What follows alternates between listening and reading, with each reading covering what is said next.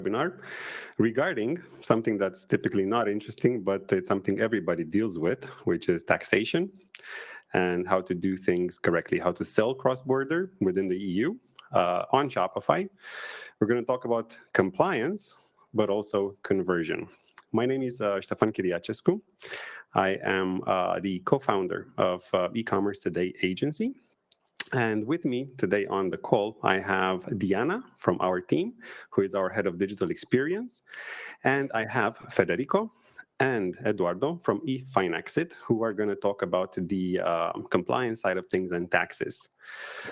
Hello, guys. Hello. Hi, Stefan. Hi.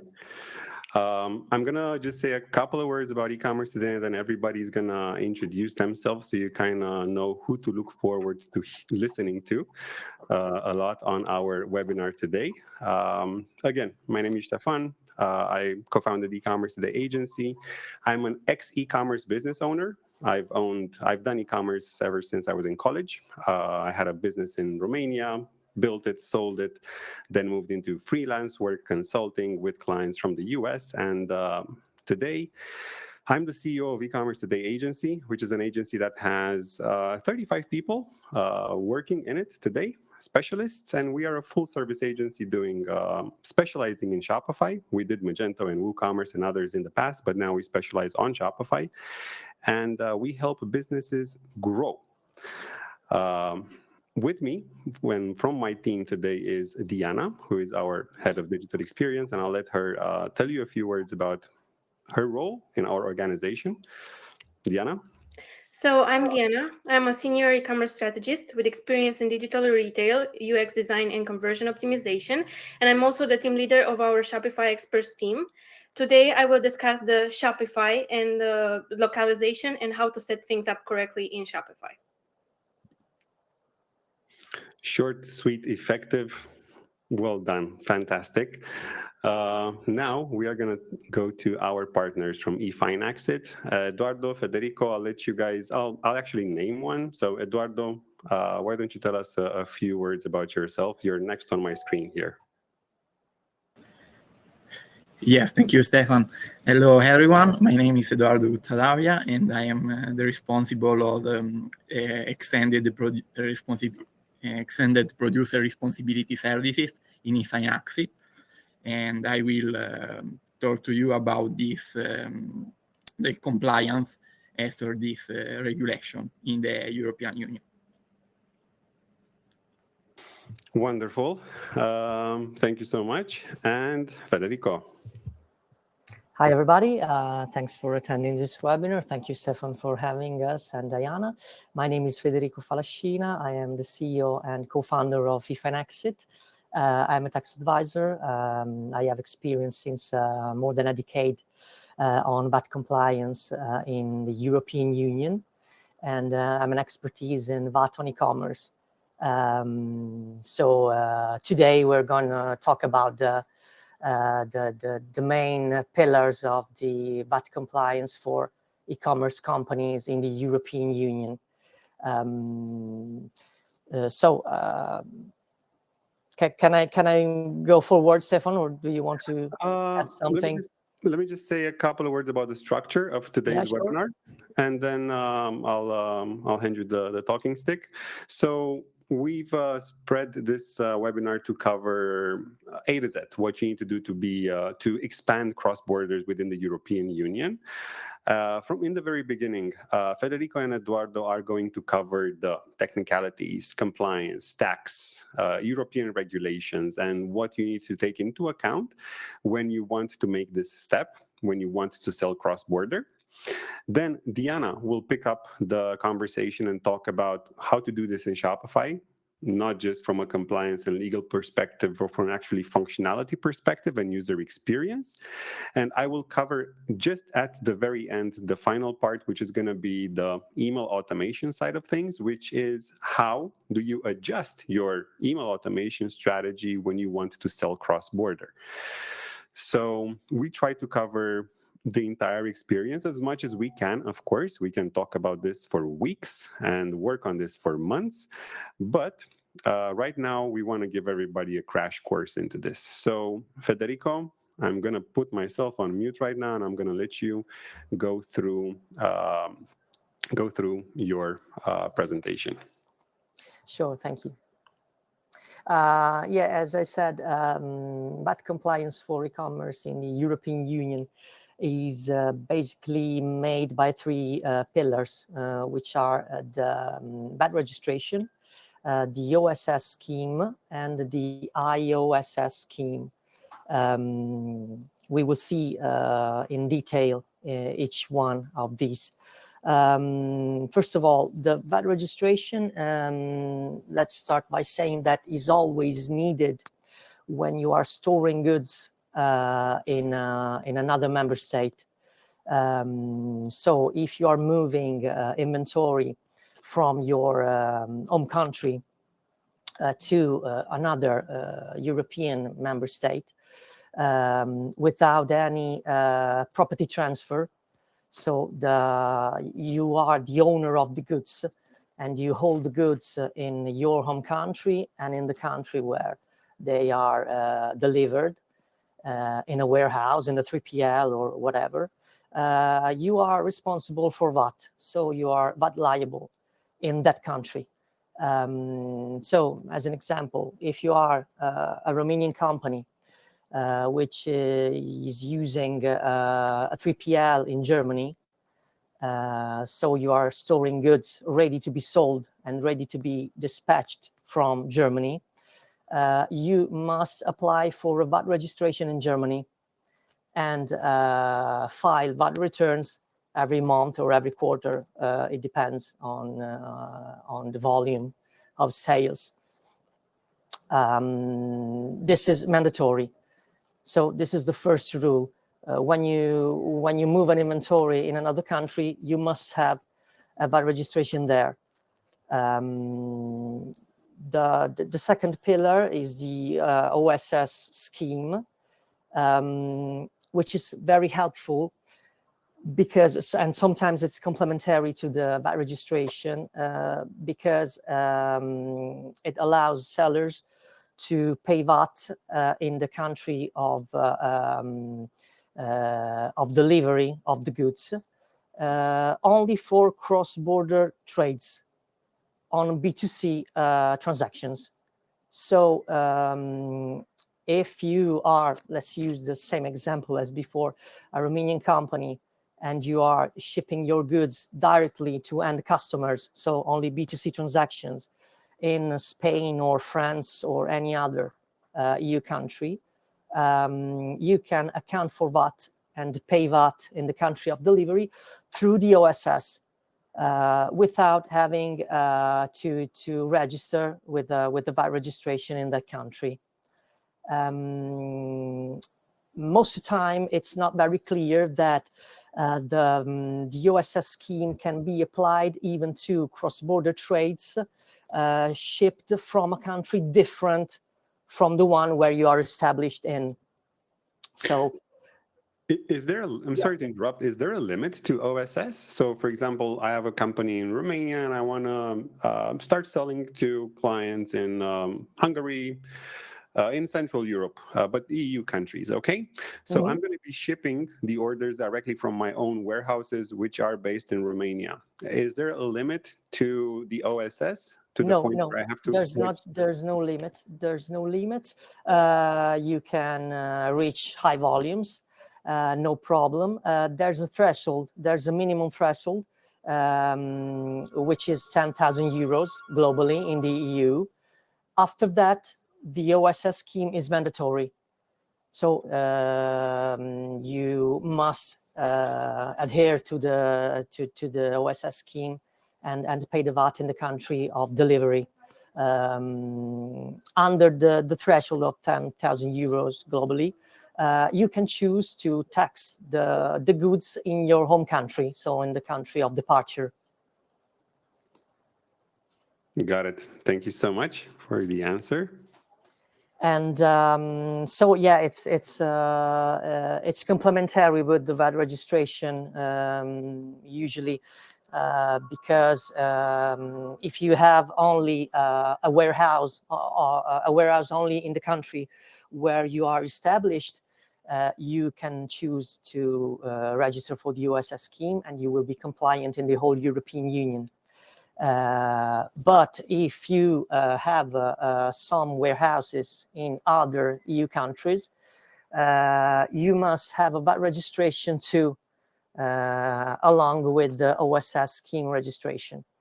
So you will have to activate both. One more quick question to follow up on this one, because we had this from clients, are you certain this legislation applies to all EU member countries, or is it possible that in Romania there's a different OSS scheme? No, the OSS scheme is the same in the whole European Union. So it's working, it's a European regulation. So it's basically the same in every country of the European Union. Thank you for the confirmation. You're welcome. And the third pillar is the IOSS scheme, which is related to import. So the acronym is Import One-Stop Shop. So if you are an European company or a third country company, it doesn't matter, and you're selling to end customers in the European Union, but you ship goods directly from a third country, so I don't know, China or USA or any country outside the European Union, you can account for VAT with the IOSS. There are some requirements, of course. As you can see, there's a maximum value of the goods, which is 150 euros, which is related to the goods only. So it's excluding any VAT, of course. It's excluding any tariff or insurance or shipping costs. So it's only related to the product.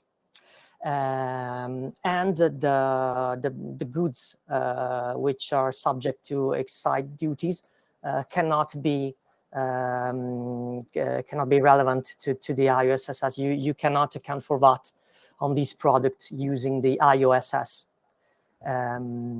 So it's a great simplification. And from 2028, the intrinsic value not exceeding the 150 euros will be deleted. So the IOSS will be allowed to be used for any import sold directly to end customers in the European Union. That's going to be great. I don't know if there are of people's minds. I wanted to ask you, it's the UK falls in this category of countries, right? The UK, the United Kingdom. If you ship orders out of the UK within the European Union, out of a UK warehouse. Yes, it can be used, but yes, UK, let's start by saying that the UK are outside the European Union. That's true after the Brexit, but when it comes to VAT compliance, VAT regulations, they are still with, let's say, 1 foot in the European Union, because in the most European countries, the British companies are still allowed to get a direct VAT identification, a direct VAT registration. Okay. So it's not required to British companies to appoint a VAT representative. So it's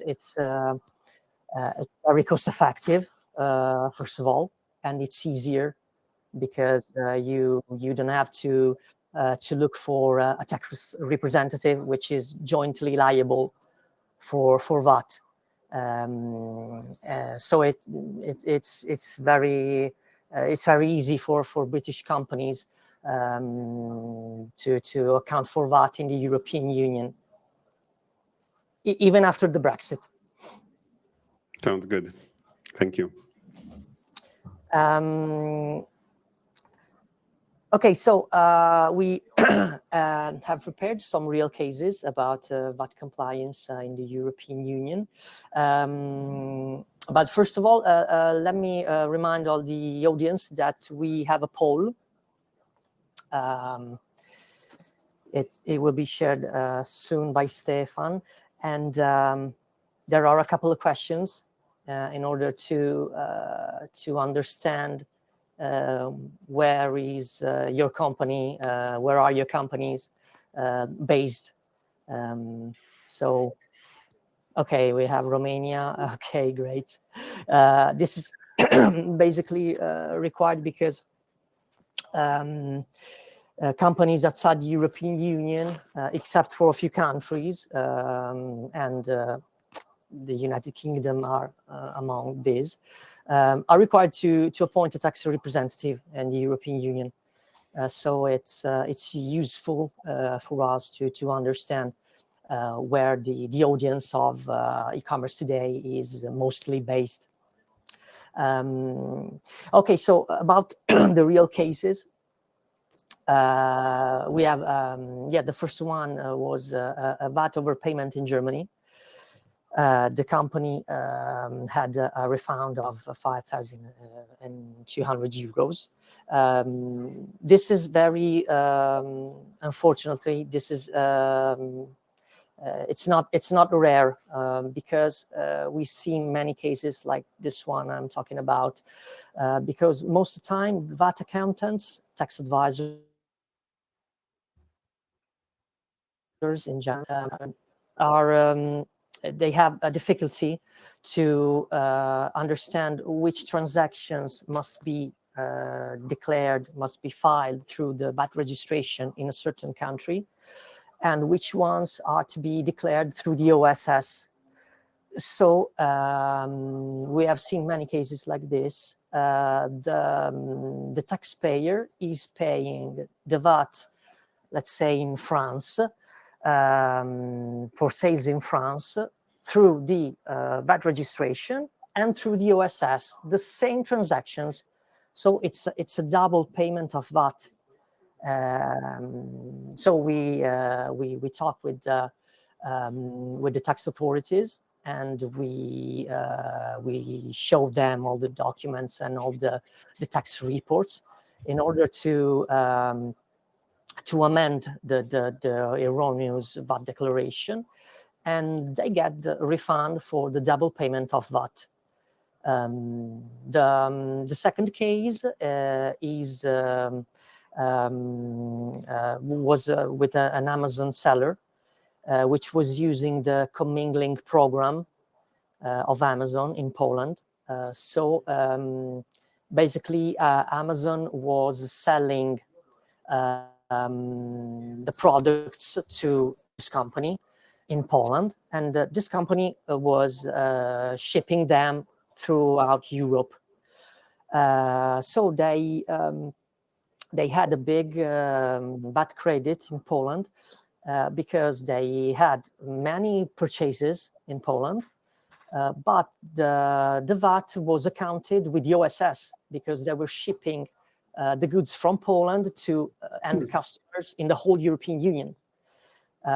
So a big amount of money was with the credit, with the VAT credit, and we explained with you know, it took some time because unfortunately most of the time the tax authorities are not very into the e-commerce logistic programs. They're not aware how the things are working. So it wasn't. It was very not very easy to let the Polish authorities understand what the commingling program by Amazon is. But after that, we made it, and the taxpayer got his refund from the Polish authorities.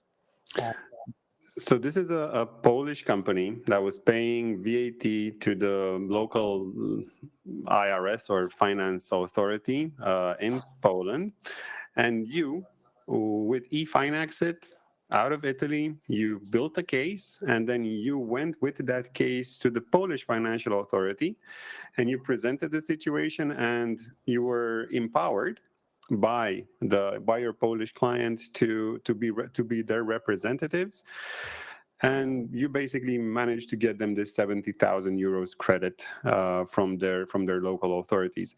Do you typically work directly with the local authorities, or do you work with your clients' financial advisors or accountants as well? Both.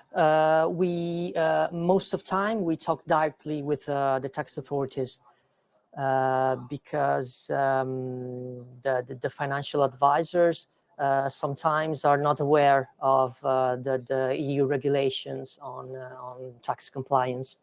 Okay. They are expert most of the time in VAT compliance for local sales. So they're not aware how things are going with the OSS, with the VAT registration for non-resident companies. Yep. So we typically we talk with the tax authorities directly, and when it's needed a particular information that we do not know, so we have to refer to the local tax advisor. We are available to talk to them, of course. That's good, and I confirm this. Our clients ask even us for like tax advice when it comes to expanding internationally, and we have to always tell them, look, we're not financial advisors, we're not accountants, we're not lawyers. From what we've heard from our other clients that have done this, it works like this, but talk to your accountant. My accountant said he or she doesn't know. Okay, then we have a problem. But it's good that That's it. Most of the time, that's how things are typically going. Yeah. So it's not just in Romania for the people from Romania. It's all over Europe. No, it's all over Europe. Yeah, it's all over Europe. Yeah, that's sure. Okay, so I was having a look at the poll. So we have some answers. Okay, they're all from Romania, so they're EU based. So it's very easy for EU-based companies to get about registration in another member state or to go through the OSS scheme. So you won't need any VAT representative to get a VAT registration in France or Germany or Italy or any other EU country. I'm going to go back to asking you about the UK, because we have clients in the UK as well. Okay, let me jump in. Thank you, Federico. So I'm going to talk about the extended producer responsibility concept. It's an application of the polluter pays principle. So basically, the idea is that if a company produces goods, it should be responsible not only of the sale, but also of the end of the life of the product. This principle applies to Shopify and to e-commerce as well.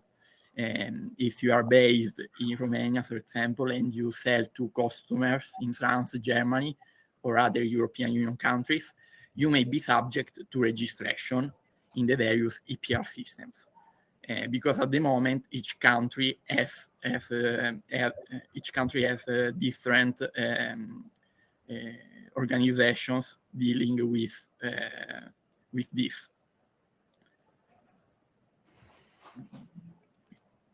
Okay. Let's see the obligations. So, of course, the concept is about producers. But even if you are a seller, so you don't produce, you don't have a factory, you are considered like a producer if you are the first to put on the market a product. So, for example, if you import, I don't know, a PC or a perfume or a piece of furniture in Germany or in France, you are the first company to put on the market this product. And so you will need to register for the right category of EPR. And you will have to declare, most of the time, the quantity of the products you have sold in that specific country. and you will have to pay an environmental contribution based on the quantity you sold. The contribution is based on the quantity sold or the quantity imported? The quantity if you are based, okay, if you are the first to put on the market the product, so if you are importing the product. Okay. If you are selling your products to another business in Germany, and then this business will sell the product, most of the time the business you sell to will be the producer. So you will not need to declare these products, because we are talking about products that move, for example, from France to Germany or from Italy to Germany. So you deliver. So you are, of course, the company, the last step before the consumers. And you will need to make a declaration for these products. Got it. Okay. Complicated. So which kind of products are affected? I want to underline that in some countries, companies must register only if their sales are above a threshold. So, for example, in the Netherlands, if you sell a limited quantity of products, if you have only started your business, you will not probably reach the threshold for packaging, for example. But the most common categories are the following: the packaging, that basically is part of many products, and even if you sell without packaging, you will put your product in a paperboard box. So even the paperboard box will be considered as packaging. It will be a secondary packaging, but it will be packaging. And in this case, if you sell through a platform together with other sellers, the platform will ask you to declare only a part of the box, because you are sharing the boxes. Another important category is the electronic and electrical equipment. So the acronym for the waste is WEEE. And of course, the batteries. Not all the sellers decide to include the batteries in their electronic devices, but if you include them, if you sell batteries as a part of the products, you will need to register for batteries as well.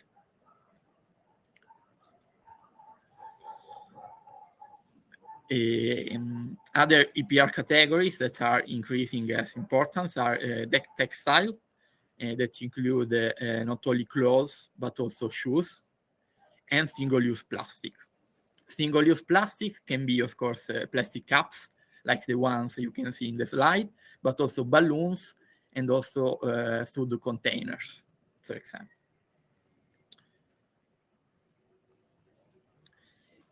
In this slide, we tried to give you a picture of the different categories in the most important European Union markets. So, for example, in Germany, you need to register for packaging, electronic devices, battery, and single-use plastic. In France, you will need to register for many more categories, because they decided to adopt a very strict and detailed regulation. So you will not find only packaging, WE, battery, and single-use plastic, but also textile, furniture, sport articles, and so on.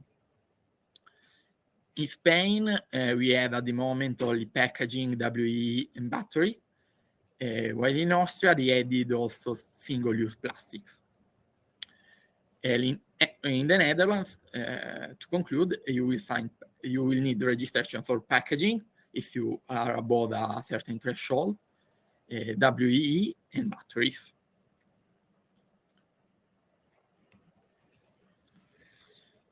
In this slide, you can see the key mistakes to avoid when you decide to expand your business internationally, because of course, selling online and building your Shopify store is not only preparing the business plan, know your market, know the targets of your customers, but it's also about compliance. So, of course, if you sell without proper VAT registration, then the tax authorities can knock to your door and ask you, why have you not registered? What are you doing? Maybe you have to pay this and this for the last year or for the last couple of years. So to avoid any surprise, it's better to have a tax consultant or to be prepared for that compliance. And of course, you will need to look at the product compliance. So if you need to test in the laboratory, if you need to send a certificate, and of course, if you need to add an EPR registration number, because some platforms have already started to ask to their sellers to provide this registration number. If you don't have this, they will disable your advertisements on the platform. And of course, if you are not compliant, this will affect your ability to scale your business and to expand internationally. So yes, I think that with this slide, we wanted to make a synthesis of these mistakes. And yes, I think this was the last, the last slide from ourselves. So I thank you for the attention, and I leave the stage to our colleagues from e-commerce today. Thank you, Eduardo and Federico. So before we get into the weeds, let me ask you this. How many of you have ever abandoned the cart just because something felt off?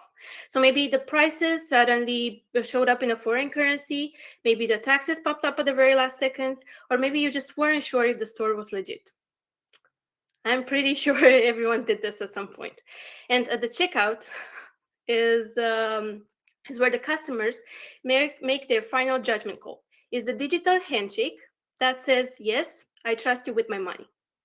And here is the wild part. Brands spend huge amounts of money on ads, on building beautiful stores, on growing traffic, but then lose sales at the very last click, just because the checkout isn't localized or doesn't feel trustworthy. That's why in today's webinar, I will show you how to turn your checkout from a drop-off point into your strongest conversion engine. And we'll cover the following: how to adapt language, currency, taxes, and payments to fit each region, the UX tweaks that quietly boost trust and completion rates, and a real Shopify case study who nailed it in this competitive European Union market. So if this sounds good, let's just dive in. Let's start with the basics: language, currency, and tax settings. So think about walking into a store abroad. If the labels are in a language that you don't understand, prices are in some foreign currency, and you only find out about the VAT at the register, you're probably not buying much. Online shoppers feel the exact same way. The good news is that Shopify lets you run multi-language storefronts using Translate and Adapt. You can automatically detect a visitor's browser language, but, and this is the key, you always have to give them the option to switch manually. So nothing kills trust like being stuck in the wrong language. When it comes to currency, shoppers want to see prices in the money that they use every day. Shopify Payments makes multi-currency easy and even lets you round prices so they look natural. So for example, instead of having 27.43 euros, it rounds to 29.99. And this tiny detail can make a very big difference. Now, the taxes. This one is about transparency. In the European Union, customers expect to see the VAT included upfront. In the US, customers are used to seeing taxes added at checkout. If you don't get this right, people feel tricked, and tricked shoppers do not convert. Shopify can automate most of this for you, but you need to make sure that the display is aligned with local expectations. So here is the takeaway. Language, currency, and tax settings aren't just technical setups. They're signals of respect. You're showing customers we thought about you and we built the store with you in mind. And that kind of trust carries them along the finish line. So now let's Let's zoom out a bit. Just one small disclaimer: we don't work for Shopify. We love Shopify. We're just And very happy to work with Shopify, not for Shopify. very fortunate, yeah, to have found Shopify like 6 years ago, 7 almost. Everything that Diana just mentioned so far, that's native functionality in Shopify. And if you know Magento, if you know WooCommerce, if you know self-hosted CMSs, you know that functionality is not native to self-hosted CMSs. So, yeah, great job for the functionality that exists, and it's so easily available to shoppers today. I'll stop the parentheses, Dana. Okay, so now let's zoom out from just language and currency and look at the bigger picture. How do you serve different regions smoothly? This is where Shopify Markets becomes your best friend. Think of it as mission control for global localization, where you can decide which regions you want to sell to, set custom pricing and taxes for each, and even tailor product availability or shipping rules per market. So instead of running 10 different stores and basically losing your mind, you can manage it in one dashboard. But here's the secret sauce: geolocation. With a geolocation app, your store can gently guide the customer to the right experience. So think of a shopper in Paris that lands on your website. The app suggests, hey, want to shop in French and buy in Euro? This tiny prompt can make a very big difference between browsing and buying. So it's not just about language and currency. You can show region-specific content, delivery timelines that make sense for the location, seasonal promotions that are tied to their local holidays, and even messaging that feels culturally relevant. Because here's the truth: customers don't want to feel like they're shopping on a foreign site. They want the store to feel like it was built for them, and multi-region support plus geolocation offers just that.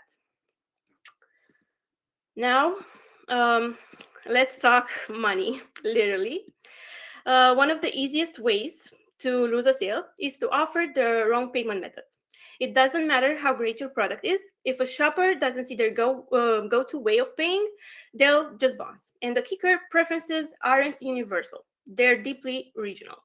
So for example, in Europe, shoppers love shop now, pay later kind of options like Klarna and local debit systems. So credit cards are still used, but alternative payments often feel safer and more flexible. In North America, cards are king here, but do not underestimate PayPal, ShopPay, Apple Pay, and Google Pay. One-click digital wallets are huge drivers of conversion rate. In Asia, it's a completely different world. We have Alipay, we have WeChat Pay, and other local wallets dominate. So in fact, in some markets, credit card penetration is surprisingly low compared to mobile payments. In Latin America, cash-based and installment payments are common. So we have Boleto in Brazil, OXXO in Mexico, and Pix for instant bank transfers. And shoppers expect more flexible ways to pay beyond just credit. The good news is Shopify payments plus third-party gateways make most of this available. The key is just knowing your market and activating at least 2 or 3 local favorites alongside with the global standards. Because here's the reality: checkout is not a place to educate your customers about new ways to pay. If they don't see what feels normal to them, they won't adapt and they will just leave. Great. So now we localized the basics: language, currency, and payments. Now let's talk about the human side of the checkout, which is the user experience. This is where the little details either seal the deal or make customers running. So when it comes to trust, you have to know that trust is the invisible currency of e-commerce. Without it, nobody is pulling out their credit cards. And I prepared this list with top 3 must-have elements for trust. So first of all, we have reviews. Shoppers trust other shoppers more than they trust your brand copy. So putting reviews and ratings close to the checkout reassures them that they're not the first ones to take the leap. The next one is policies, and links to shipping, returns, and privacy should be easy to spot on, not hidden in some dusty footer. When policies are clear, people feel safe. And the last one is shipping and returns. So customers want to know how long will this take and what happens if it's not right. If you can offer free or easy returns, just shout it from the rooftops. The next one is about the cart UX. So even a tiny friction point can trigger an abandoned cart. So here is what smooth looks like. You have to offer one-click express checkout. So think Apple Pay, Google Pay, Shop Pay. This let returning customers buy with literally one tap. So no forms, no friction. On mobile especially, this is a game changer. The fewer fields a shopper has to fill in, the fewer chances they have to abandon the cart. The next one is trust seals. So we have SSL badges, Visa, MasterCard logos, PayPal, secure checkout icons. They may seem decorative to you, but they work like a subconscious safety net. And the last one, delivery expectations. You should replace standard shipping with something like arrives by Thursday. It's specific and it's reassuring and it reduces hesitation. Now, the magic of the UX is that none of these things scream at the customer. They're just quietly remove doubts. And when doubt disappear, conversion goes up. So ask yourself this: does your checkout whisper, "Don't worry, you're safe here at every step"? If not, you've got some easy wins waiting for you. And the last one that I want to talk about is a case study. Let me give you a real world example from a brand, a client of ours that nailed checkout localization. Rea Costa. For those who don't know, Rea Costa is a luxury Romanian fashion brand that creates stunning and custom-made dresses, the kind of pieces that you see at weddings, at high-profile events. The problem was that they had the global appeal, but their challenge was this: how do you make an online store feel as personal and seamless as their atelier experience, especially when selling cross borders? And this is what they did. First of all, do you want to say something, Stefan? No, I just wanted to say that the products that this brand sells are super high profile. They are all over Hollywood and red carpet, and so they have a fantastic experience when you go to their showroom. It's out of this world. When you enter that showroom, it's completely different from any like shopping experience for apparel. So they wanted to convert this, and that's why they moved over to Shopify, and they wanted to have to take this experience and to make sure that they, it's online, it's impersonal, but at least let's try to get the basics out of the way for internationalization. And yep, that's what I wanted to say. So in terms of localization strategy, they did three things. They made sure that customers in Europe could pay the way that they wanted to. So not just credit cards, but PayPal and regionally preferred options too. Seamless payments means less hesitation. The next one, prices show up in local currencies, and VAT is automatically calculated at checkout, especially for the European Union customers. So no surprises, no confusion, just trust. And the last one, they went even further by tailoring their marketing. So customers in different regions see banners and prices that make sense for their market. Pricing is not just converted, is specifically adjusted for each region. And the result, by localizing their Shopify store, Rea Costa did not just boost conversion at home in Romania. They expanded internationally while still giving each customer the feeling that the site was built just for them. So the personalized experience became their competitive edge in the end. So if you're not from Romania and you don't know the brand, I just suggest that you browse Rea Costa and let us know your thoughts. Thank you. Thank you. You said something earlier about trust seals, and there's one more thing here. Different countries have different trust authorities. Let's call them that. Like in Romania, it's trusted.ro, for example, something that a lot of companies are familiar with, and a lot of consumers are familiar with. So visitors, shoppers, buyers, if they see that badge on their 90% of their online e-commerce stores where they buy, they're going to relate to that more than they're going to relate to something like McAfee, Site Secure, and so on.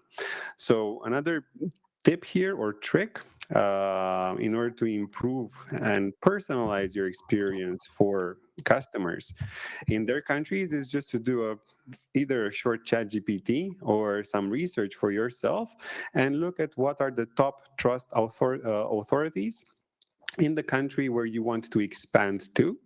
And even though you cannot do it on the actual checkout within Shopify unless you're on Plus, you are going to be able to add those trust badges or seals, as long as you obtain them, of course, from those authorities. And then when someone from, I don't know, Bulgaria is going to be on a product page and they're going to see the trust badge from the biggest, trust authority in Bulgaria, it's going to make a lot more sense to them to have that personalized experience. So this is just a trick. Stay on so you can hear more tricks. Okay, so thank you, Diana. That was a wonderful presentation and a lot of knowledge that you shared with our audience. Thank you for that.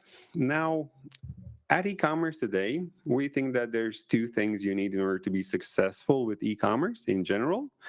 Those two things are like a strong, solid foundation, which is the website where you're going to actually have your visitors and you're going to conduct your business. And the second one is the email automation side of things, which actually we just call it customer experience, but let's stick to email automation to simplify things. We feel like these two are equally important if you want to have a profitable business, if you want to have a profitable Shopify store. And the fact of the matter is, a lot of companies out there don't even have the basic fundamental flows in place. And they are important because you're paying a lot of money for every single click that goes to your website. There's no such thing as free traffic. And when that traffic lands on your site, when that visitor lands on your site, you have to do everything in your power to capture the client information and to bring them back onto your website at lower costs. I'm going to quickly go through these flows. The flows we normally implement for every single new client that starts working with us are the welcome flow, site abandon, browse abandon, cart abandon, checkout abandon, and the new customer flow. These automation flows cover basically every single, all the very important actions pre-purchase and for new customers. And their goal is to capture email addresses so that you don't have to pay to bring that traffic back in a remarketing campaign on Meta or TikTok or Instagram or Google. No, you can just send them an email now at much lower costs and have the abandonment flows in place, but not just cart abandon like 99% of the companies out there do. You need to have site abandonment for people that land on your site but don't actually look at products and show them products. You need to have browse abandonment for people that look at products but don't add to cart, so you can show them, remind them about the product they were looking at and show them your best-selling products on your website. You need to have cart abandonment for people that use the cart as a wish list and forget about it. You need to have checkout abandonment to incentivize at least the first order from any new visitor. And you need to have new customer to onboard a new customer, train them into who you are as a brand, why they should buy from you and not from Amazon or EMAG, and then incentivize the second purchase. Now, these are the fundamental flows that we tell and we implement for every single new client that starts working with us. But as you can imagine, we implement these in the customer's native language, default language. If you're talking about expanding internationally, you have to consider that you need to start talking to the new customers in their own language. 70% of our client base is international and typically North America, UK, English-speaking countries. So we normally start with English as the primary language. But let's say we start with Romanian in this case. And let's say that we want to expand over into Hungary, for example. What we want to do is we want to be able to tag visitors from Hungary. We want to be able to tag them. Just add a tag in Shopify. It really depends on the email marketing service that you're using, how you're going to relay this information. Klaviyo has one functionality, Omnisend has another, the marketer has another, and so on. But you want to be able to identify them and tag them. And then within all of these splits, all of these flows, you want to add splits based on language. Does the customer have this tag? If yes, just clone your flows and translate them. And with the AI LLMs that we have today, translation is at everybody's reach, even doing like a really good job, like keeping your brand voice in that other language. It's there. So tag or identify your customers either by geolocation, by browser language, by language preference, because you can actually add that within pop-ups, and use this data to personalize, of course, the currency that you display in the emails, the shipping expectations, holiday campaigns, and so on and so forth. Very important. This is the split within the email flows, which is very important because otherwise people are going to unsubscribe, unfortunately. So you lose that subscriber. And second of all, you can actually get abuse reports from people because you're not doing the bare minimum. And of course, compliance and best practices. Read up on your GDPR, read up on your CCPA, on local regulations. Make sure you have double opt-in implemented, even though lots of companies out there say it's not necessary according to the law. You don't want to have that conversation with any sort of authority. You don't want to leave yourself open to any sort of bad actors out there. And the truth is, double opt-in is very good for any company out there because you are limiting attacks on your website when you have double opt-in implemented. If you don't have double opt-in implemented and you don't have any sort of protection, even on Shopify, you can actually be part of an attack where you get spam bots and you just send out a lot of emails to Gmail addresses, for example, that bounce and you get blacklisted. And it's not a pretty process getting removed from a blacklist. We've done it for clients in the past. It's doable, but it's something avoidable. And with double opt-in, you ensure you have an engaged subscriber base. So double opt-in, consent tracking, have the unsubscribe button in the local language, have it normal sized on the newsletter. Don't use white font on white background or black font on black background. It's not good. It doesn't help you. People do you a service when they unsubscribe, because they know you no longer send them an email. You don't pay for that send, number one. And number two, you improve your sender reputation when you send to people who actually open your emails. And yeah, do country-based segments for newsletters, of course. Localize your content in newsletters and test sending times based on the actual time zone.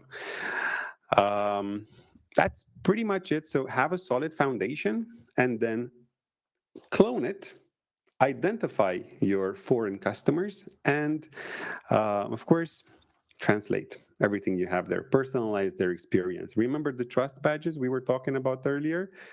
We use elements that can grow confidence of anybody who opens an email that we send out, and these trust badges are important. So use trust badges from those specific countries. Okay. This was actually very helpful. I've heard this information before. I've looked over the slides before doing this webinar, but Federico, Eduardo, it was really great hearing it from you right now, and I could hear myself thinking and having more questions. We have a couple more minutes left, and I wanted to ask you, Federico, let's say we have a company, a client of ours in Romania. They do customizable desks. And these are quite heavy items. So they're not going to want to ship them out of the Romanian warehouse into Germany for a long period of time. Maybe they do it in the beginning so that they can test the market out, but lose on shipping. They're going to want to start, sending some of these desks and using a 3PL service, basically. What steps do they need to take today in order to start this venture? So they are using a 3PL in Germany? Not yet. No, not yet. Okay, but they will. They just want to get started to expand outside of Romania. Okay. They want to Well, test the waters first. the VAT registration follows the where the goods are shipped. So if they are shipping their desks from Romania directly to customers, the OSS, it would be enough in the European Union. When they will decide to store goods in a different country, to be able to ship goods to German customer in a shortest time, in that case, they would be required to get a VAT registration in Germany. Okay, so first step, do it from here, use OSS, and then once you want to That's scale right. That's right. If you want to test the product, the sales, and you are okay with the shipping results. time from Romania to the European Union. So of course, shipping from Romania to Germany will take more than to Germany from Germany. If they're okay with it, they can choose to start with the OSS and start selling in Germany. And after that, if they see that the product is working fine in the German market, they can choose to appoint a 3PL in Germany and move an inventory of goods. 1 unit, 10 units, 1,000 units, it doesn't matter. They would need to be VAT registered in Germany. Got it. And Eduardo, for EPR, what does this client of ours need to take into account before they start this process of selling in other countries other than Romania?